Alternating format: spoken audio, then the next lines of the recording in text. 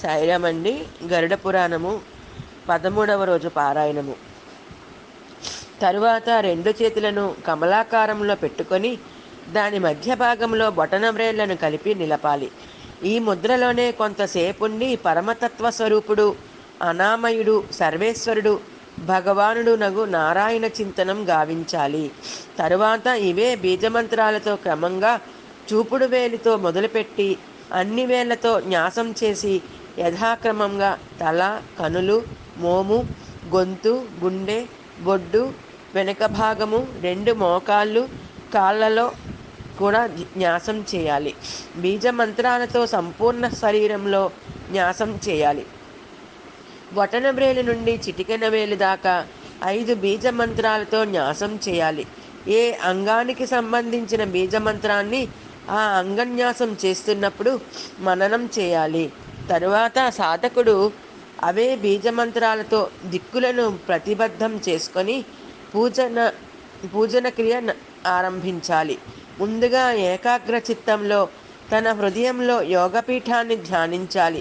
వివిధ దిశలలో ధర్మ, జ్ఞాన, వైరాగ్య, ఐశ్వర్యాలను కల్పించుకొని పూజించి పూర్వాది దిశలలో అధర్మాదులను న్యాసం చేయాలి. ఇలా అగ్నికోణంలో ఓం ధర్మాయ నమః, నైరుత్య కోణంలో ఓం జ్ఞానాయ నమః, వాయుకోణంలో ఓం వైరాగ్యాయ నమః, ఈశాన కోణంలో ఓం ఐశ్వర్యాయ నమః, తూర్పు దిక్కులో ఓం అధర్మాయ నమః, దక్షిణ దిక్కులో ఓం అజ్ఞానాయ నమః, పడమటి దిక్కులో ఓం అవైరాగ్యాయ నమః, ఉత్తర దిక్కులో ఓం అనైశ్వర్యాయ నమః అని అంటూ న్యాసం చేయాలి.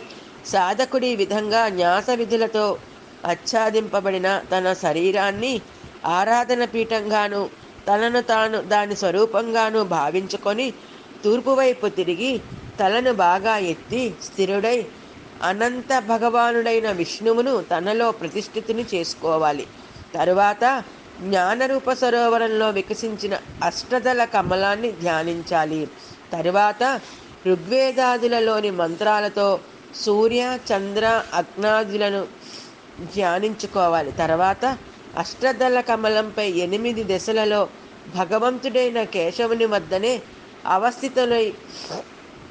అవస్థితములై ఉండు విమలాది శక్తులను విన్యస్తం చేసి 9వ శక్తిని కర్ణికపై స్థాపించాలి.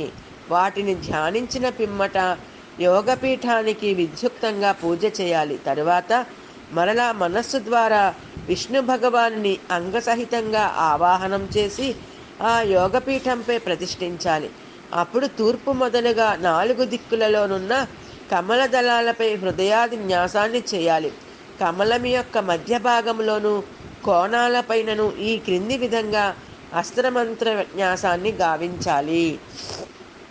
తూర్పు వైపు దళంలో హృదయాయ నమః, దక్షిణం వైపు దళంలో శిరసే స్వాహ, పశ్చిమం వైపు దళంలో శిఖాయైవ షట్, ఉత్తరం వైపు దళంలో కవచాయ ఉహు, మధ్యంలో నేత్రత్రయాయ వైషట్, కోణంలో అస్త్రాయ ఫట్ అంటూ న్యాసం చేయాలి.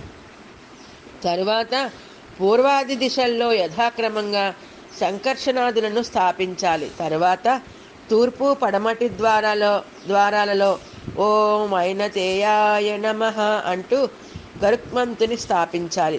దక్షిణ ద్వారంలో ఓం సుదర్శనాయ నమః, ఓం సహస్రారాయ నమః అని ఉచ్చరిస్తూ 1000 అర్రలున్న సుదర్శన చక్రమును స్థాపించాలి. దక్షిణ ద్వారంలోనే ఓం శ్రీయై నమః మంత్రంతో శ్రీ అనే అక్షరాన్ని న్యాసం చేసి ఉత్తర ద్వారంలో ఓం లక్ష్మీ నమః అనే మంత్రంతో లక్ష్మీదేవిని ప్రతిష్ఠించాలి. తర్వాత ఉత్తర దిశలో ఓం గదాయై నమః అంటూ గదని, కోణాలలో ఓం శంఖాయై నమః అంటూ శంఖాన్ని న్యాసం చేయాలి. పిమ్మట విష్ణుదేవునికి 2 వైపులా ఆయుధాలనుంచాలి. దక్షిణం వైపు ధనస్సు, సారంగము, ఎడమవైపు బాణములను, అలాగే కుడి ఎడమలలో కత్తిని, కవచాన్ని ఉంచాలి. ఆపై సాధకుడు మండల మధ్యంలో దిశాభేదానుసారము తూర్పుతో మొదలుపెట్టి ఇంద్రాది దిక్పాదులను వారి ఆయుధాలతో సహా స్థాపించాలి. అలాగే పైకి ఓం బ్రహ్మణే నమః అనే మంత్రంతో బ్రహ్మదేవుని, ఓం అనంతాయ నమః అనే మంత్రం ద్వారా అనంతుని న్యాసం చేయాలి. ఈ ప్రకారంగా అందరు దేవతలు న్యాస ధ్యాన పూజనాలను చేస్తూ ఆయా దేవతలకెదురుగా వారి వారి ముద్రలను ప్రదర్శించాలి. అంజలిబద్ధ ముద్ర మొదటి ముద్ర. దీన్ని ప్రదర్శించడం వల్ల దేవసిద్ధి తొందరగా లభిస్తుంది. రెండవది వందిని ముద్ర. మూడవదైన హృదయాసక్త ముద్రను ఎలా ప్రదర్శించాలంటే ఎడమ పిడికిడితో కుడి బొటనవ్రేలిని బంధించి ఎడమ బొటనవ్రేలిని పైకెత్తి గుండెకు తగల్చాలి. వ్యూహ పూజలో ఈ మూడింటిని సాధారణ ముద్రలుగా పరిగణిస్తారు. రెండు చేతుల వేళ్లను ఒకదానికొకటి తగిలించి ఉంచి ఒక్కొక్క వ్రేలిని వదులుకుంటూ పోవడం ద్వారా 8 ముద్రలు ఏర్పడతాయి. రెండు బొటన వ్రేళ్లను వాటి మధ్యమ అనామిక చిటికెన వ్రేళ్లకు తగిలించి క్రిందికి వంచి చూపే ముద్రను నరసింహ ముద్ర అంటారు. కుడి చేతిపై ఎడమ చేతిని ఉత్థాన స్థితిలో పెట్టి ప్రతిమపై మెల్లమెల్లగా తిప్పడాన్ని వారాహి ముద్ర అంటారు. ఆయా దేవుళ్ళకవి ప్రియమైన ముద్రలు. రెండు పిడికలను బిగించి ఒకదానిపైనొకటిగా ఉంచి ఒక్కొక్క వ్రేలినే మెల్లమెల్లగా విడిపించి మరలా పిడికిలను బిగించడాన్ని అంగముద్ర అంటారు. 10 దిక్కుల పాలకులకు సాధకుడు ఈ విధంగా ముద్రలను చూపించాలి.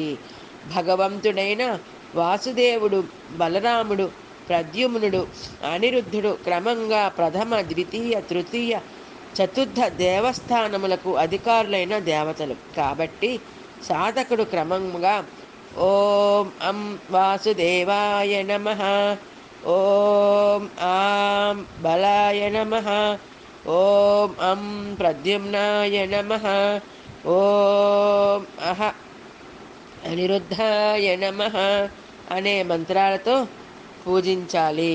సాయిరామండి. 13వ రోజు పారాయణం సంపూర్ణం.